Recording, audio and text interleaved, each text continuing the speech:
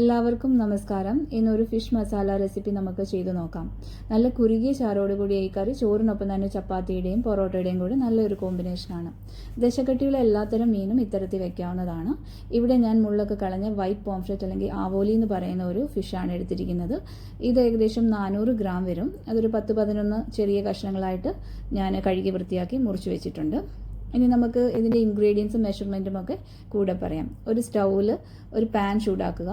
Pan ചൂടായി കഴിയുമ്പോഴത്തേക്കും 3 table spoon vegetable oil ഒഴിക്കുക. കോക്കനട്ട് ഓയിൽ നല്ലത്, ഇത്തരത്തിൽ കറി വയ്ക്കാൻ വെജിറ്റബിൾ ഓയിലാണ് നല്ലത്. ചൂടായ എണ്ണയിലേക്ക് 1 ടീസ്പൂൺ കടുകിട്ട് പൊട്ടിക്കുക.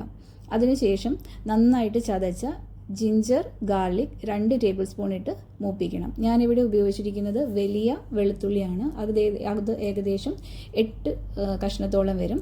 അതും ചെറിയൊരു കഷ്ണം ഇഞ്ചിയും കൂടെ ചതച്ച് 2 ടേബിൾ സ്പൂൺ ഉണ്ട്. അത് നന്നായിട്ട് മൂപ്പിക്കുക.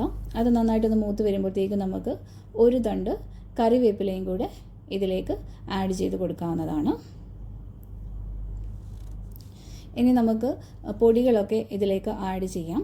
ആദ്യം നമുക്ക് 2 ടീസ്പൂൺ മല്ലിപ്പൊടി ചേർക്കാം. അതിനുശേഷം 1 ടേബിൾ സ്പൂൺ കാശ്മീരി ചില്ലി പൗഡറും 1 ടീസ്പൂൺ സാധാരണ മുളക് പൊടിയും ചേർത്ത് കൊടുക്കാം. ഇത് നിങ്ങളുടെ എരിവിൻ്റെ അനുസരിച്ച് പാകമനുസരിച്ച് നമുക്കത് അഡ്ജസ്റ്റ് ചെയ്യാവുന്നതേ ഉള്ളൂ. അത് നന്നായിട്ട് ഇളക്കി അതിൻ്റെ പച്ചമണമൊക്കെ മാറുന്നിടം വരെ ഒന്ന് നന്നായിട്ടൊന്ന് മൂപ്പിക്കണം. കൂടെ നമുക്ക് ഒരു 1/4 ടീസ്പൂൺ മഞ്ഞൾപ്പൊടിയും 1 ടീസ്പൂൺ സോൾട്ടും ആഡ് ചെയ്ത് കൊടുക്കാം. വീണ്ടും നന്നായിട്ട് ഇളക്കിയതിന് ശേഷം ഞാൻ ഒരു മീഡിയം സൈസിലുള്ള നല്ല പഴുത്ത തക്കാളി തൊലിയൊക്കെ കളഞ്ഞ് കുരുവോടുകൂടി ഞാൻ ചെറുതായി അരിഞ്ഞു വെച്ചിട്ടുണ്ട്. അതും കൂടെ ഇതിനകത്തേക്ക് ഞാൻ ആഡ് ചെയ്ത് കൊടുക്കുന്നുണ്ട്. ഇനി നന്നായിട്ട് ഇതെല്ലാം ഇളക്കി യോജിപ്പിച്ച് നന്നായിട്ട് ഇളക്കി കൊടുക്കുക. ഇനി ഇത് കുറച്ച് നേരം നമുക്ക് അടച്ച് വെച്ച് കുക്ക് ചെയ്തെടുക്കണം. തക്കാളിയൊക്കെ നന്നായിട്ട് വെന്തുടയണം. അതിനുവേണ്ടി നമുക്കൊരു 5 മിനിറ്റോളം ഇത് അടച്ച് വേവിക്കണം. ചെറിയ തീയിൽ അടച്ച് വെച്ചാൽ മതി. ഇടയ്ക്ക് നമുക്കത് പാത്രം തുറന്ന് ഇടയ്ക്ക് അടിക്ക് പിടിക്കാതിരിക്കാനായിട്ട് 1-2 തവണ ഇളക്കി കൊടുക്കാവുന്നതേ ഉള്ളൂ. നമുക്ക് പാത്രം തുറന്ന് നോക്കാം. ഇപ്പം നമ്മുടെ തക്കാളിയൊക്കെ നന്നായിട്ട് വെന്ത് ഉടഞ്ഞിട്ടുണ്ട്.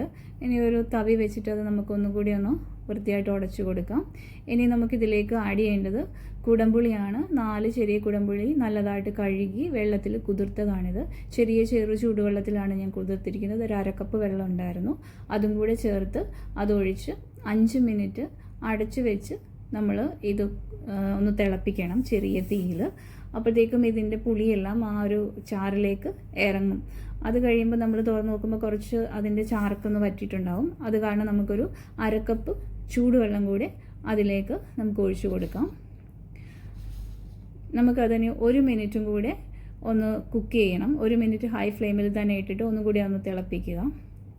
അതിനുശേഷം തീ കുറച്ച് വെക്കുക. നമുക്ക് ഫിഷിൻ്റെ പീസസൊക്കെ പതിയെ ഇതിലേക്ക് ഇട്ട് കൊടുക്കാം.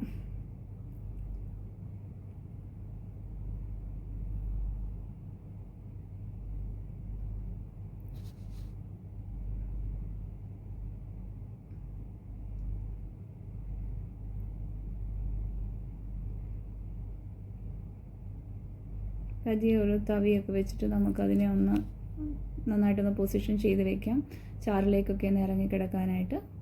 ഇനി ഇത് അടച്ചു വെച്ചിട്ട് 1 മിനിറ്റ് ഹൈ ഫ്ലെയിമിൽ തന്നെ ഒന്ന് തിളച്ചോട്ടെ. അതിനുശേഷം തീ വീണ്ടും നന്നായിട്ട് കുറച്ച് വെച്ച് ഒരു 8-10 മിനിറ്റ് അടച്ച് ഒരു 10 മിനിറ്റ് കഴിഞ്ഞിട്ടുണ്ട്. അപ്പോൾ നമ്മുടെ ഫിഷൊക്കെ നന്നായിട്ട് കുക്കായിട്ടുണ്ട്. ഇനി നമുക്ക് ഫ്ലെയിം ഓഫ് ചെയ്യാം. ഫ്ലെയിം ഓഫ് ചെയ്തതിന് ശേഷം 1 ടേബിൾ സ്പൂൺ പച്ച വെളിച്ചെണ്ണ ഇതിലേക്ക് തൂവിച്ച് കൊടുക്കാം. അതോടൊപ്പം നമുക്ക് ഒരു തണ്ട് ഫ്രഷ് കറിവേപ്പിലയും 1 പച്ചമുളകും ഇതിലേക്ക് ആഡ് ചെയ്ത് കൊടുക്കാം. പച്ചമുളക് നിങ്ങൾക്ക് എരിവൊക്കെ ഇഷ്ടമാണെന്നുണ്ടെങ്കിൽ അത് കീറിയിട്ട് കൊടുക്കാം. ഞാനിത് കീറാതാണ് ഇട്ടിരിക്കുന്നത്.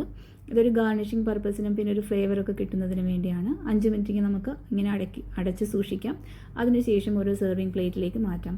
ഇപ്പോഴത്തേക്കും ഇതിനകത്ത് ഫിഷിൽ അതിനാവശ്യത്തിന് പുളിയും ഉപ്പും എല്ലാം എരിവും എല്ലാം നന്നായിട്ട് പിടിച്ചിട്ടുണ്ടാകും. ഇത് മല്ലിപ്പൊടി ഇട്ടുണ്ടാക്കിയതാണ്. അതിനാൽ നമുക്ക് ഇത് ആവശ്യത്തിന് ശേഷം ഫ്രിഡ്ജിൽ വെക്കേണ്ടതാണ്. എല്ലാവരും ഈ ഫിഷ് കറി ഉണ്ടാക്കി നോക്കണം. Thank you.